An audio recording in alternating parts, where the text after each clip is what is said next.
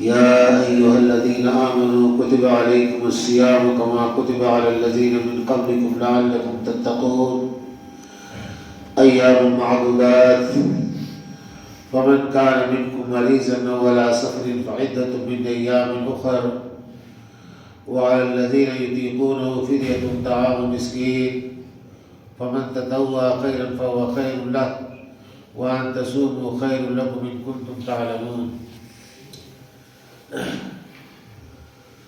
قرآن مجید میں اللہ تعالیٰ نے روزے کے احکام اور مسائل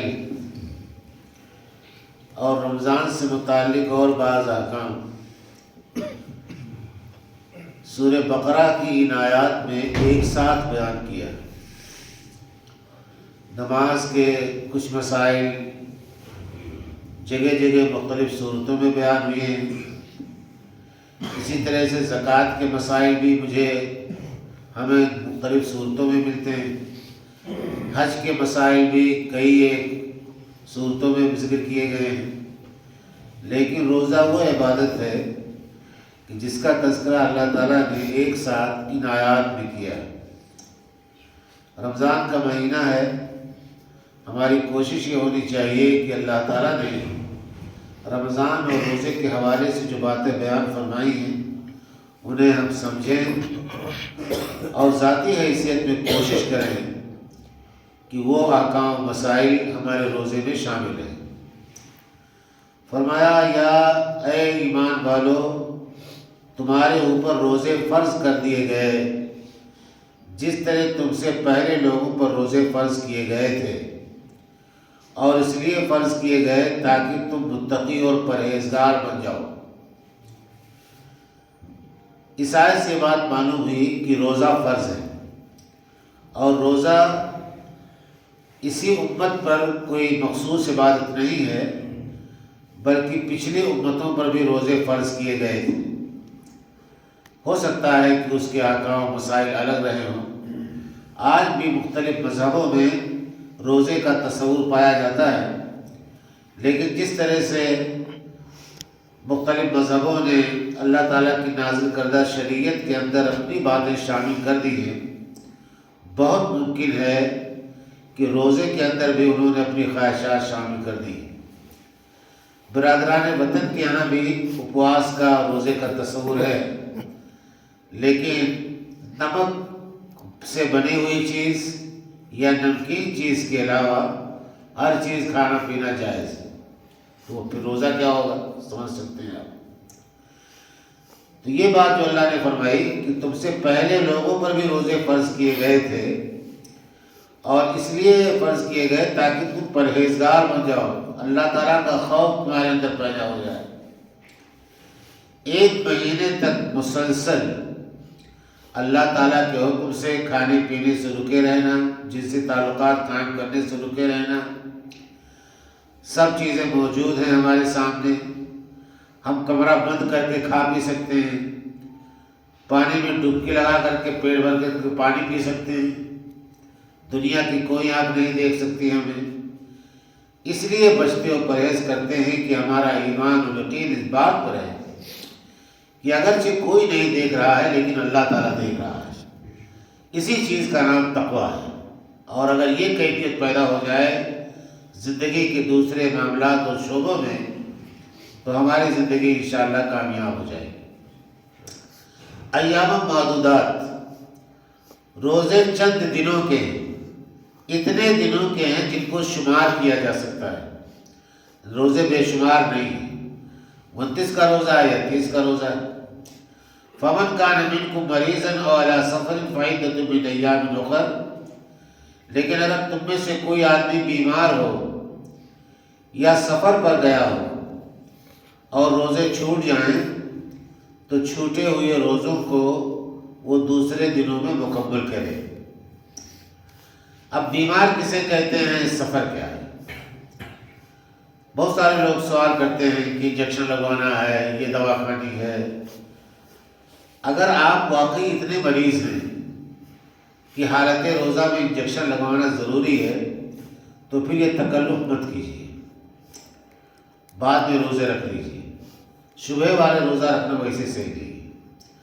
سفر کے سلسلے میں اسلام کا حکم یہ ہے کہ اللہ کے نبی کے زمانے میں سفر جو ہوتے تھے، ہمارے نبی کے ساتھ صحابہ کرام نے سفر کیا ہے، وہ بتاتے ہیں کہ کچھ لوگ روزہ رکھتے تھے، کچھ لوگ روزہ نہیں بھی رکھتے تھے۔ تو سفر میں اجازت ہے، آدمی اپنی صلاحیت کے مطابق کوئی فیصلہ لے سکتا ہے۔ دلی جا رہا ہے ایک شخص، آفس ورک ہے، یہاں سے جانا ہے، ٹرین میں بیٹھ کر آفس میں کام کر کے حاضری دے کر کے واپس چلے آنا ہے، وہ اپنے آپ کو تیار پاتا ہے کہ مجھے روزہ توڑنے کی ضرورت نہیں ہے تو روزہ رکھ سکتا ہے۔ لیکن اگر کوئی شخص یہ سمجھتا ہے کہ مجھے 10 دکانوں میں سامان اکٹھا کر کے لانا ہے، علی گڑھ بھاگ دوڑ ہے، روزہ رکھنا مشکل ہو جائے گا، تو اسے اجازت ہے کہ وہ روزہ توڑ دے۔ وَعَلَى الَّذِينَ يُطِيقُونَهُ فِدْيَةٌ طَعَامُ مِسْكِينٍ، اور جو لوگ روزہ رکھنے کی طاقت رکھتے ہوں، اس کے باوجود روزہ نہ رکھیں، تو ان کے ذمہ ایک مسکین کا کھانا ہے فدیہ کے طور پر۔ یہ پہلے حکم نازل کیا گیا تھا، رخصت دی گئی تھی ان لوگوں کو جو روزہ نہ رکھ پاتے ہوں، بھوک برداشت نہ کر پاتے ہوں، ان کو اجازت دی گئی، لیکن بعد میں یہ اجازت ختم کر دی گئی۔ آگے آیت آ رہی ہے، فَمَن تَطَوَّعَ خَيْرًا فَهُوَ خَيْرٌ لَهُ، اگر کوئی شخص ایک مسکین سے زیادہ کھانا فدیے میں دے تو وہ اسے حق میں بہتر ہے۔ فدیہ کے سلسلے میں فقہاء کے درمیان جو مسائل پیدا ہوئے ہیں، اس نے تھوڑی سی پیچیدگی پیدا کی۔ بعض لوگوں نے کہا گیہوں دے دو، ایک سائے 2.5 کلو ایک روزے کے بدلے میں، لیکن قرآن مجید نے آپ دیکھیں طعام مسکین استعمال کیا ہے، ایک مسکین کا کھانا۔ کھانا صرف گیہوں کا یا چاول کا نام نہیں ہے، گیہوں اور چاول کے ساتھ استعمال کیا جانے والا سالن بھی کھانے میں شامل ہے۔ زیادہ بہتر تو یہ ہے کہ آدمی اپنے دسترخوان میں بٹھا کر کے ایک مسکین کو کھانا کھلا دے روزے بدلے میں، لیکن اگر کسی غریب کے گھر کچھ وہ دیتا ہے تو اسے اتنا دینا ہے کہ جس سے اس کا کھانا ہو جائے۔ اب ایک وقت کا کھانا یا تینوں وقت کا کھانا، سحری افطار بھی شامل ہے اس میں، اس سلسلے میں علماء کے درمیان اختلاف ہے، اور میرا اپنا تجزیہ یہ ہے کہ اگر کوئی شخص صاحب حیثیت ہے تو وہ افطار، سحری اور کھانے کا پورا پیسہ دے دے، اور اگر صاحب حیثیت نہیں ہے، بہت زیادہ مالدار نہیں ہے، تو بھی اس کی گنجائش ہے کہ ایک وقت کا کھانا دے دے وہ۔ تو اللہ تعالیٰ نے یہ آزادی دی ہے، اس میں زیادہ سختی نہیں برتی ہے۔ اب پیسہ کتنا دے گا؟ اگر پیسہ دینا پڑے تو ہر شخص اپنے کچن سے اندازہ کر سکتا ہے کہ ہمارے گھر میں 10 افراد ہیں، 5 افراد ہیں، 6 افراد ہیں، ماہانہ کتنا خرچ ہوتا ہے، پر ہیڈ کتنا خرچہ آتا ہے۔ تو 50 روپیہ بھی ہو سکتا ہے، 75 روپیہ بھی ہو سکتا ہے، 100 روپیہ بھی پر ہیڈ ہو سکتا ہے۔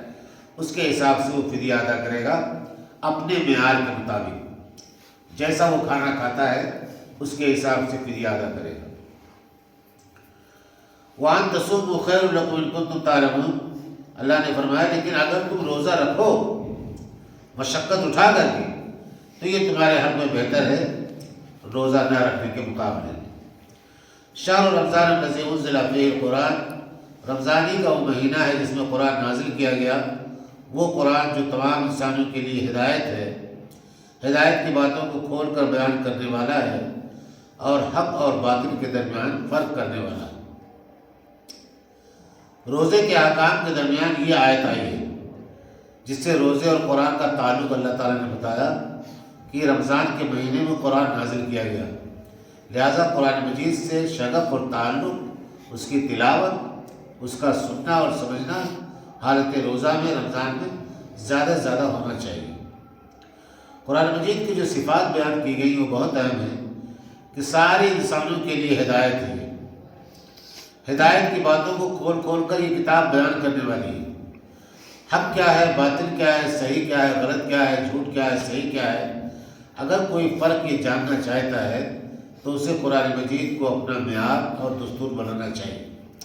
آج ہمارا رشتہ قرآن مجید سے چونکہ بہت کمزور ہو گیا ہے، اس بنیاد پر مسلمانوں میں طرح طرح کے فرقے، مسلک، تنظیمیں سب آپس میں گتھا بھی ہیں، اور مسلمانوں کے درمیان وہ اتحاد دکھائی نہیں دیتا جو اتحاد قرآن مجید قائم کرنا چاہتا ہے۔ فمن شہد منکم الشہر فلیصمہ، تو جو شخص رمضان کے مہینے میں گھر پہ موجود ہو اسے روزہ رکھنا چاہیے۔ ومن کان مریضا او علی سفر، لیکن اگر کوئی بیمار ہے یا سفر پر ہے تو وہ دوسرے دنوں میں چھوٹے ہوئے روزے مکمل کرے۔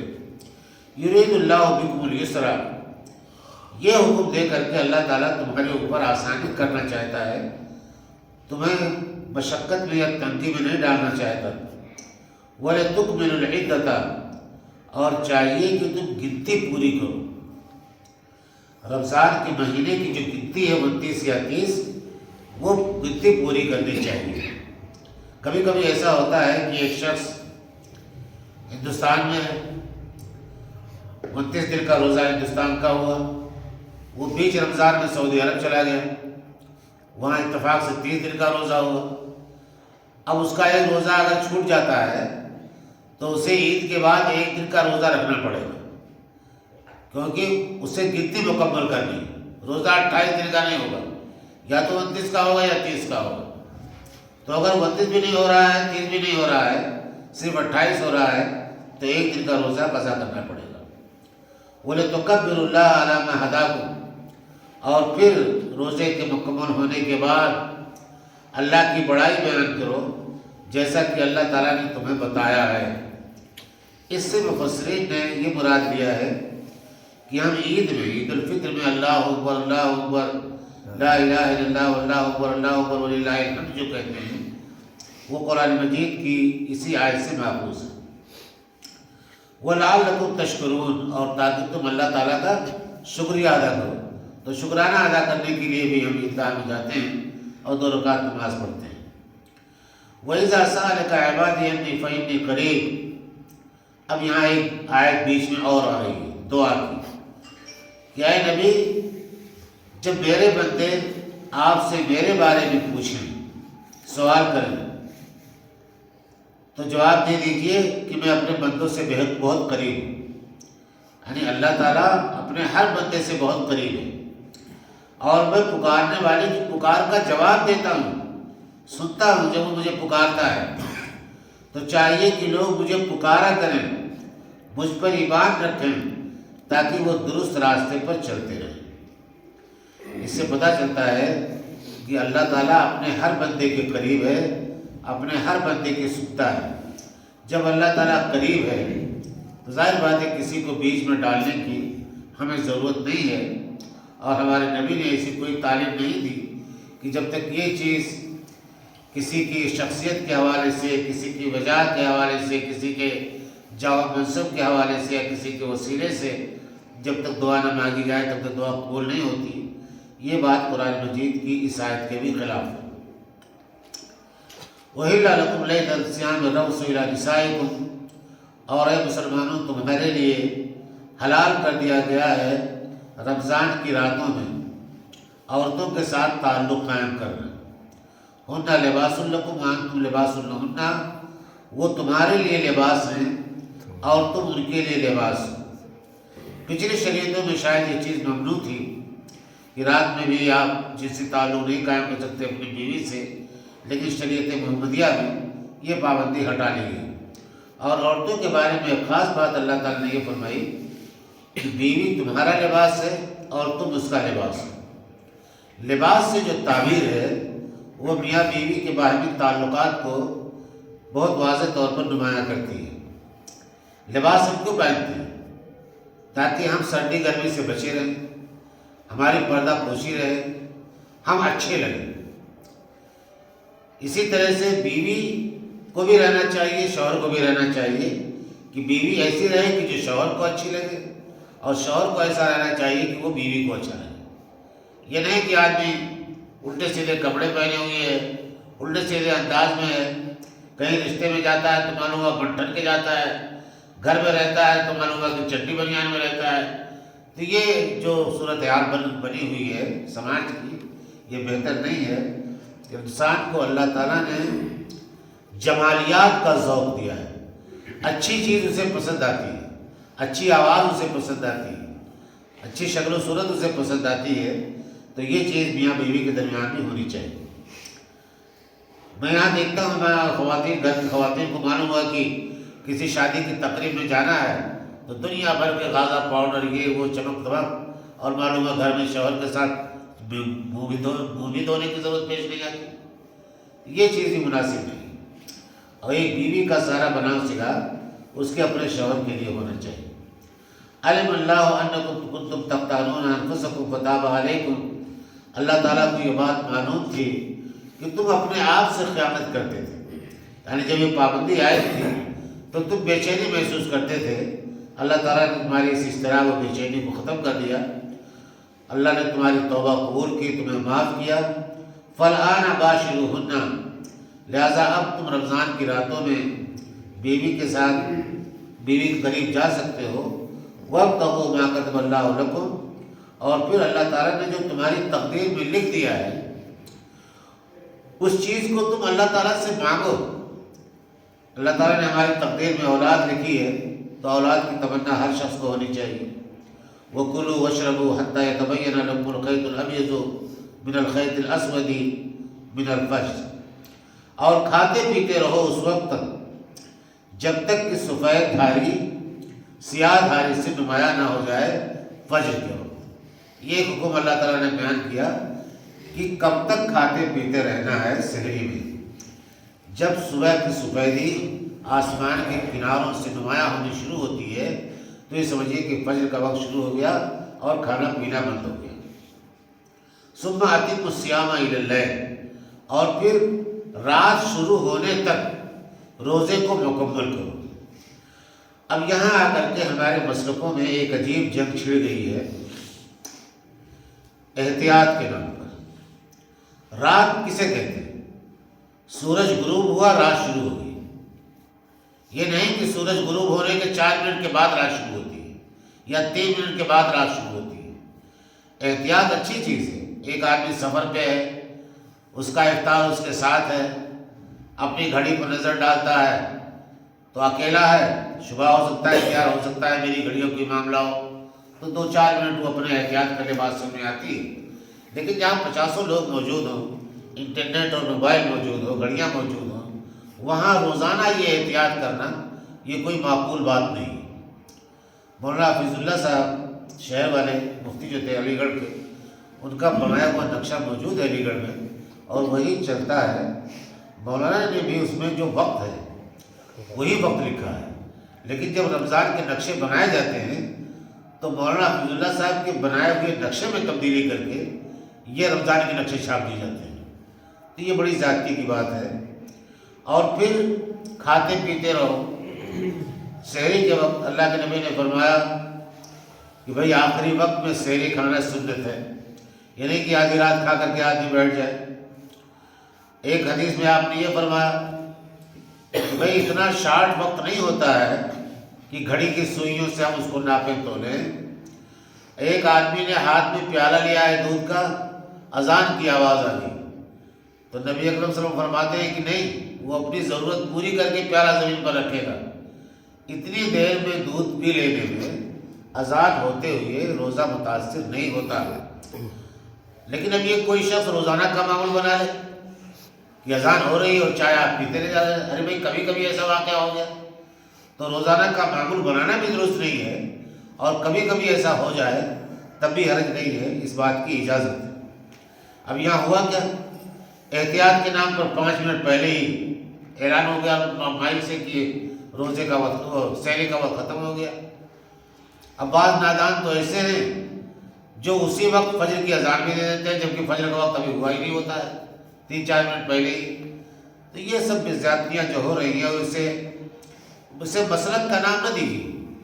فقہ حنفی میں بھی اس کی گنجائش نہیں ہے، فقہ شافعی میں بھی اس کی گنجائش نہیں ہے، کسی فقہ میں گنجائش نہیں ہے۔ بس مسلمانوں نے اپنے اپنے طور پر ایک رسم بنا لی ہے اپنے سماج میں اور دین کے نام پر اسے چلا رہے ہیں۔ وَلَا تُبَاشِرُوهُنَّ وَأَنْتُمْ عَاكِفُونَ فِي الْمَسَاجِدِ، اور تم بیویوں سے مباشرت نہیں کر سکتے جب تم مسجدوں میں اعتکاف کی حالت میں ہو۔ ایک شخص جب اعتکاف میں بیٹھ جائے گا رمضان کے آخری عشرے میں تو بیوی سے جنسی تعلق قائم نہیں کر سکتا ہو۔ اگر اس نے کیا تو اس کا اعتکاف فاسد ہو جائے گا۔ تل کا حدود اللہ، یہ اللہ تعالیٰ کے بیان کیے ہوئے قوانین ہیں۔ فلا تقربوها، لہٰذا ان کی رعایت کرو یا ان حدود کے قریب بھی مت جاؤ۔ کذالک یبین اللہ آیاتہ للناس لعلہم یتقون، اسی طرح سے اللہ تعالیٰ تمام لوگوں کے لیے اپنے احکام، اپنی آیات اور اپنی نشانیاں بیان کرتا ہے تاکہ وہ اللہ سے ڈریں یا ان کے دلوں میں اللہ تعالیٰ کا خوف پیدا ہو۔ تو یہ ہے رمضان کے سلسلے کی آیات، موٹے موٹے احکام و مسائل جو اللہ تعالیٰ نے قرآن مجید کے اندر بیان کیے ہیں۔ ہمیں ان کو سمجھنا چاہیے اور اپنی زندگی میں، اپنے روزوں میں ان کو برتنا بھی چاہیے۔ اللہ تعالیٰ ہمیں قرآن مجید کی ان آیات کو پڑھنے سمجھنے اور ان پر عمل کرنے کی توفیق عطا فرمائے۔